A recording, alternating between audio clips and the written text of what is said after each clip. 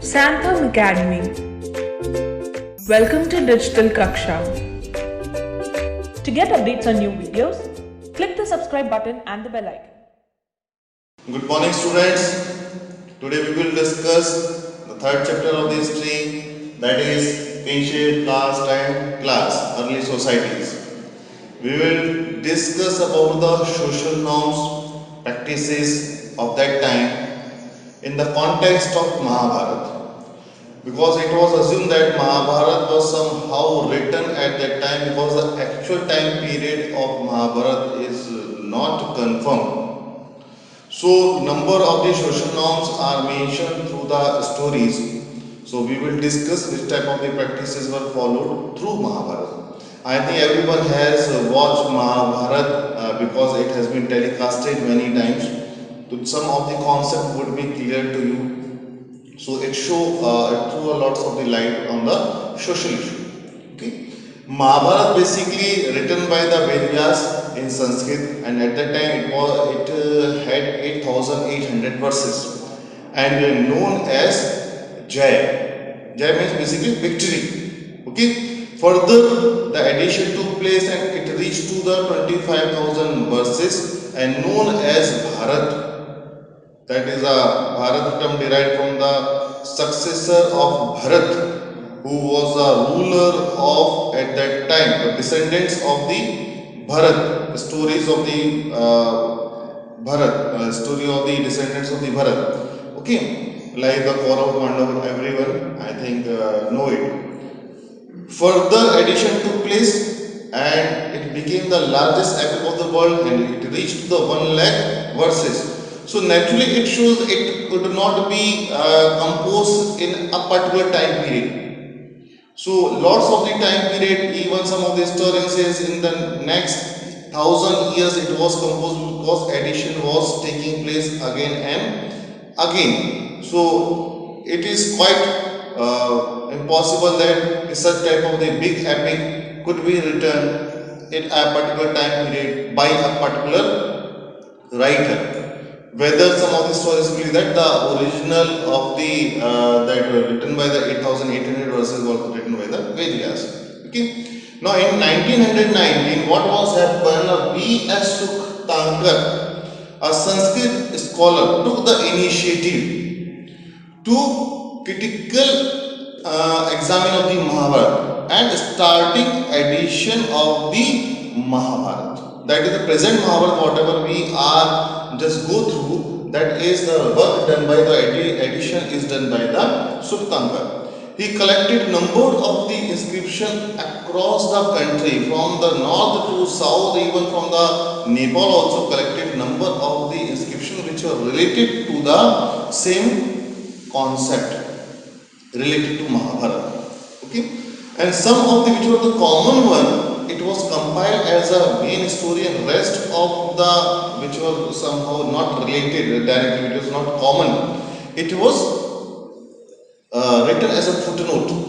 Okay, so present Mahabharata is basically say the edition of V.S. Sukhtankar. It took near about 47 years. The work started in 1919 and completed after 47 years. Compiled in 13,000 pages. Okay, so it shows the wideness of the text, wideness of the epic.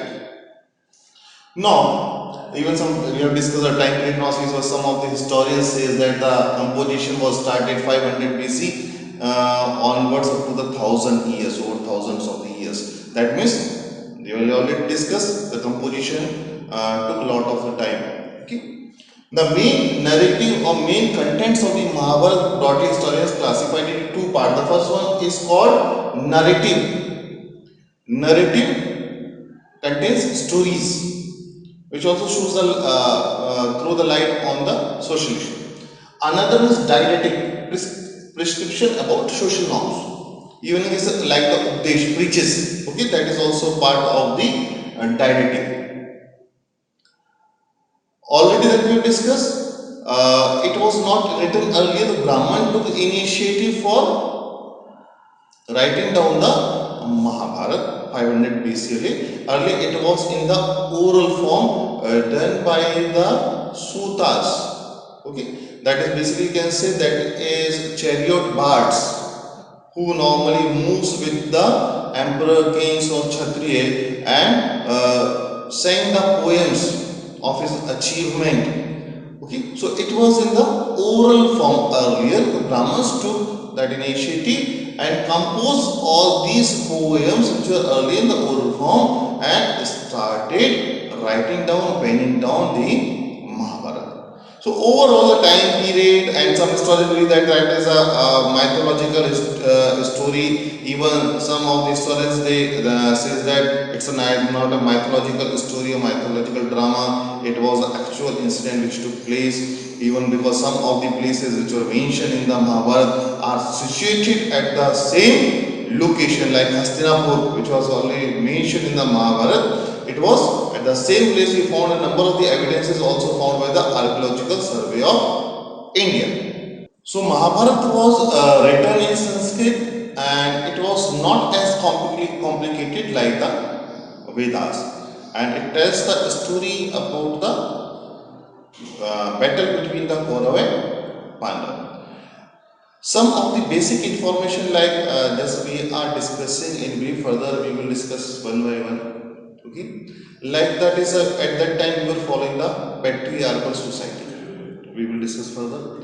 Women also had somehow important role, or they were treated almost equally. You can't say almost equally, but somehow their condition was better. Okay, whether the condition of women was somehow reduced compared to the Vedic era, but they were in the better position. Parda Pratha was not in practice. The resources or the throne was further transferred to his son. Okay, so these are the some basic information. Apart from that, we will find polyandry, that is Draupadi got married with the five Pandavas. Okay, so that is also somehow you can say that was in the practice, and even you can say it was accepted by the society. A desire for the children was very common, and it was mentioned in the some of the books also, without having a kid. Okay, a person cannot get moved. So that means marriage was not a contract, it was somehow a bond. It was a compulsory tradition which was performed by everyone. Okay, because ultimately we have to produce our successor which can continue the dynasty or our kull or clan. Okay, so that means that is a liability, paying the liability to our parents, because created us in that way. We have to take off the liability of our parents. So these are the some other important issue which we derived through the story of Mahabharata. Gita is one of the important component of the Mahabharata itself. It gives the preaches by the Lord Krishna, and it is the one of the important religious book which emphasizes on the what is right and what is wrong instead of the religion. It is basically code of conduct. Dharma is not representing or as a religion. Dharma is basically representing here a code of conduct, how we should behave. Okay, what is right, what is wrong. We should go on the right path. Now we will discuss one by one some of the important social norms. Now we will discuss about the patrilineal and kinship. Kinfolk also, that is first we will discuss about kinship. The family was important component of the society. Whether the numbers of the family members differ from personal places to places and situation to situation, but it was an important component. And all these were belonging to a kul, clan. That is kinfolk is written. That is all the people belonging to the same blood group known as kul. Like for example, suppose all the Tiwari families are settled, or like that is people belonging to the Tiwari group, okay, or Sharma group, okay, members of this group. So they are belonging to same blood group. So family member was as important. They work together. They perform all the rituals, rites, and all all this tradition together, yajna, havan, etc. That is especially the religious work performed by everyone. They work together, they food together, they share all the things together. So somehow at that time you can find such type of the joint family would be in practice. Okay, so family was an important component of at that time. Another one is patrilineal. Patrilineal basically representing or that is patriarchal society. The eldest one was considered as a head or grahapati, mukhiya of that family, and almost control and manage all the works of the family. Normally, the desire of this was very common.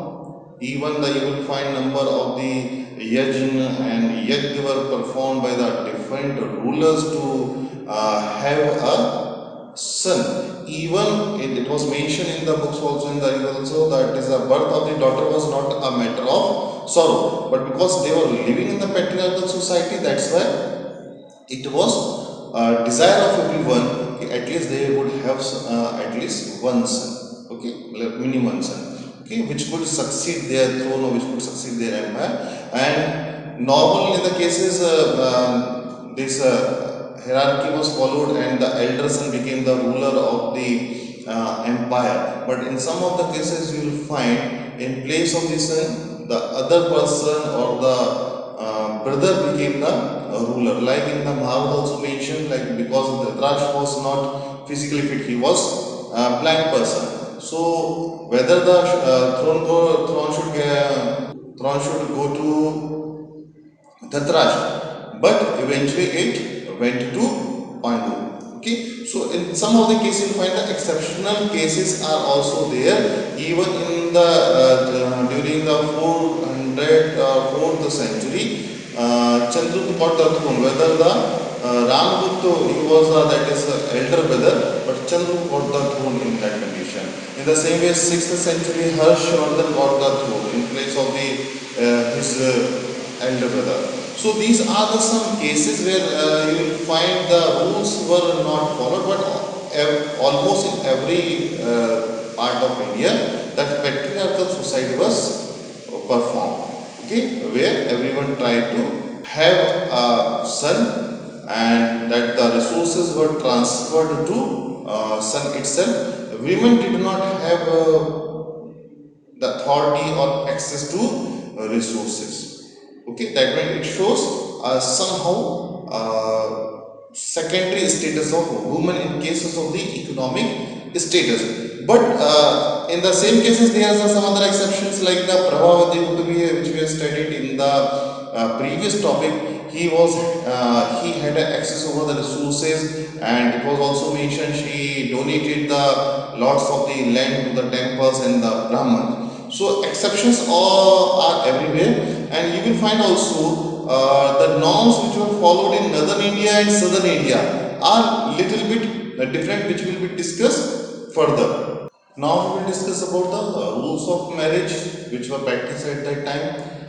We already discussed that is a daughter normally did not have access to the resources, and normally they were get married at a very young age. Okay, whether the time period is not mentioned when they were got married, but I think on the 13 14 of the age they were get married, or even after some time, but when they were get young. Okay, the two types of the marriages are mentioned over here. One is given endogamy and one is given exogamy. So when the term is used over gotra is somehow the term is derived from ghost, which is related with the where the cows were reared. Further, it was changed and it belonged to a group of person. Okay, a family of a particular group. You can say in that way, or you can say kul or a clan in that way. Only suppose example from the one, then we have taken the example of the one person. Okay, like X1. Okay, so all the descendants of this X will be known or will be belonging to a particular gotra or X gotra or X clan. Okay, so in the endogamy, that is the marriages were took place within the unit. That is in the same blood group, the marriages were possible. Okay, but in exogamy, what is known? it was not possible within a group. They performed the such type of the marriages outside the group. That is, the descendants of this X could not marry in this category. It would marry with the some another class. Most of the higher classes or elite classes perform the or follow the exogamy. Okay.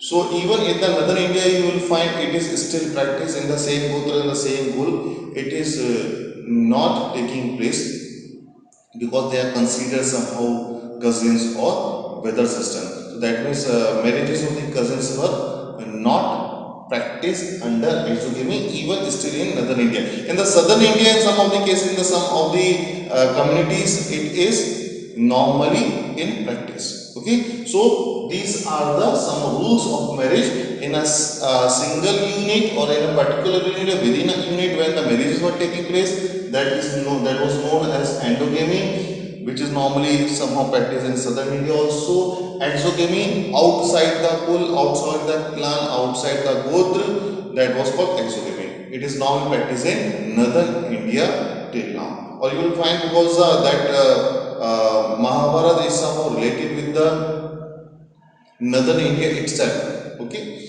most of the territories, most of the Janpad, Mahajanpad belong to northern India itself, and whatever the Dharma Shastra or Niti Shastra written by the Brahman, it was basically followed in northern India itself. Some of the norms are totally different between northern India and southern India. So these are the two basic norms of the marriage we will discuss. Now we will discuss the another social norms. Now we will discuss the another source of information of that time, that is called Brahmanical text, also known as Dharma Shastra or Dharmashus. The number of the Dharma Shastra were written like the Smritis, especially one of the important Smriti is Manu Smriti, Narada Smriti, Vishnu Smriti and Yajnavalkya Smriti. These Smriti throw lots of the information, throw lots of the light on the social practice, especially we are talking about the Hindu culture and tradition. What are the social norms? What are the social conduct of the people which were normally prescribed by the Brahmins at that time? Even these practices are still following by the Hindu community. So we are getting a lots of the information, even that is like the Yajnavalkya Smriti also throw the light on the rights of the widow, which was not thrown by the Manu Smriti. So all these Smriti and especially Manu Smriti is very famous in Hindu religion. It provides information about the social norms. Whether in the some of the cases we will find all these norms were not followed or accepted universally, because you will also observe that whatever the norms will be somehow mentioned by the different countries or even by the society, it is not accepted universally. Some of the groups, some of the community normally do not follow. They are having their own customs and tradition. In the same way, like we have discussed, the women did not have the access. That was mentioned in the Manusmriti or other Dharma Shastra. Women didn't have the access to the resources. But the same way we have discussed in the southern India, there are the number of the rulers, number of the women who had the access to the resources. That Gupta period we also discussed. Prabhavati Gupta had the access to the resources. Okay, so even we have discussed the throne or the resources went to the elder son, but in some of the cases we have discussed that most of the cases, in the some of the cases we have discussed that in place of the elder son, the brother of that king became the ruler. So that means it changes according to the circumstances, cases, condition and places. Or in that case, say that is normally these norms are followed by especially the backward class. Backward means we can say economic poor classes. Okay, because elite classes or higher classes somehow were not following and they had some exceptions of these dharma shastra. Okay, so these are the Brahmanical texts where basically which provide lots of the information which we have discussed. Now we will discuss about the types of marriage. Okay, in our all these Brahmanical texts Upanishad, Vedas, etc. 8 types of the marriages are given. Different types of the 8 type of the marriages. Okay. Somehow, some are accepted by the society, some are not accepted by the society. So I'm just going to mention the names of all these types of marriage. Now, types of Viva we have discussed. There are the 8 types of the Viva were in practice at that time. These 4 I have mentioned this side, these 4 I have mentioned another side. These 4 were not accepted, okay, by the society at that time and not considered one of the better form of the Viva. Brahma Viva, Prajapati Viva, Arsha Viva and Dev Viva. These are somehow accepted, okay, by the society. Asura Viva, Gandharva Viva, Rakshas Viva and Vaishya Viva were not accepted by the society. Even only those people who are following who do not follow the Brahmanical texts or Brahmanical norms. Okay, so who didn't follow the Brahmanical norms, they follow the such type of the Viva. Even in the normal course of conduct, these Viva were in practice and Brahma Viva was considered the best form of the Viva or marriage. In a Deva Viva, normally the daughter was married to a priest for the religious purposes. Whether the some of the norms or we can say practices, tradition were a little bit different. Okay. In Gandharva Viva was very common in the Kshatriyas where without the permission of the guardian or parents, they got married. Okay. In the Rakshas Viva, it was somehow kidnapped. Okay. And daughter was kidnapped forcefully and forced to get married. So these are somehow not a better way of the marriages, and these are the somehow the accepted or the one of the better types of the marriage. Even some of the norms still we are using or still they are in practice. Now we will discuss about the Gotra. Gotra we have discussed. We will discuss about the Gotra of women. Okay. So Gotra women like the surname is now nowadays changed after the that is a very common tradition in India. The surname of the female of the surname of the that is a bride changes after the marriage. Okay. In the same way, the Gotra of the bride also changes. That means she has to she had to give up the Gotra of her fathers and adopt the Gotra of her husband. Like when the surname changes, like the same way, the Gotra was also changed. In the same way, in the same Gotra that we already discussed, in the same Gotra, the marriages were restricted, prohibited. Okay, especially in the northern India. As we discussed in the southern India, that was very common. So these are the some common features of the Gotra of women. Men did not have to sacrifice his Gotra. Okay. Now the importance of the mother, and that is one of the important feature. Whether we can say women, they might have been less authority, but as a mother they were considered one of the prominent figure. It even in the some of the cases, Satvahan rulers, okay, they did not use a father's name. They used their mother's name like Gautami Putra, okay, Vashishti Putra, so which shows the importance of the mother feature.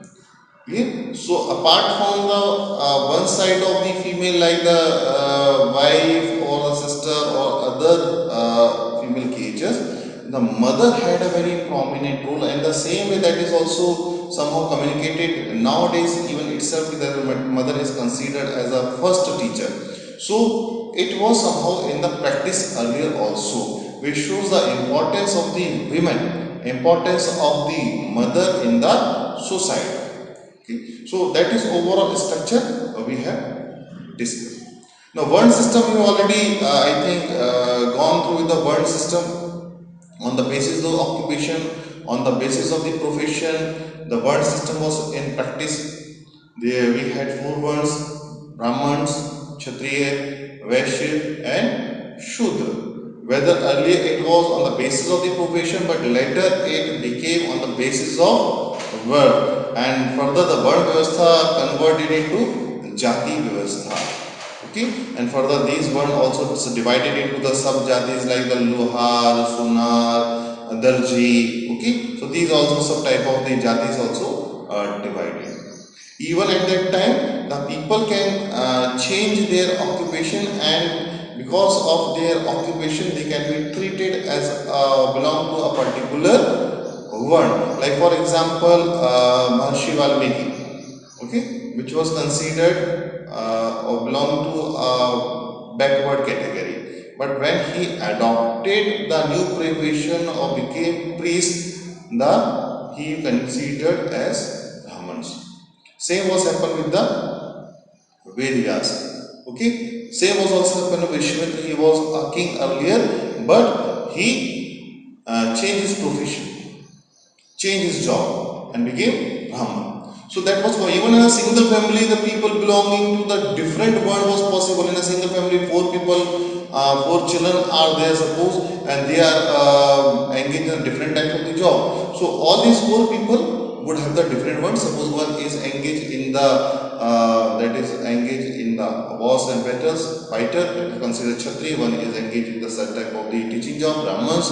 Another is engaged in the trading and commerce, will be considered Vaishya. Another rest of the job is that will be considered Shudra. So that was very possible at that time in the single family. Four varnas are living together, everyone having a different profession. But further, it was a little bit become complicated. Even in the Rig Veda, somehow the message or the suit is given here. The Brahmins took birth, the head of Brahma, Kshatriya by the form from the arms, Vaishya was formed the stomach, and the Shudra were formed through the feet. So it shows the somehow very inferior status of the Shudra. Okay, because feet is somehow considered as the bottom of the body and the lowest part, that is it comes under the lowest hierarchy of the society. So that Varna Vyavastha damaged at that time, which was practiced in Vedic period and converted into Jati Vyavastha. Okay. Now we will, in the next topic, we will discuss about the Varna and Jati and some other social norms and practices which were very common at that time. I hope all this information will be clear to you. Please go through the book, read the topic thoroughly. Thank you. Have a nice day. Thanks for watching. If you like this video, make sure to like, share and subscribe for more.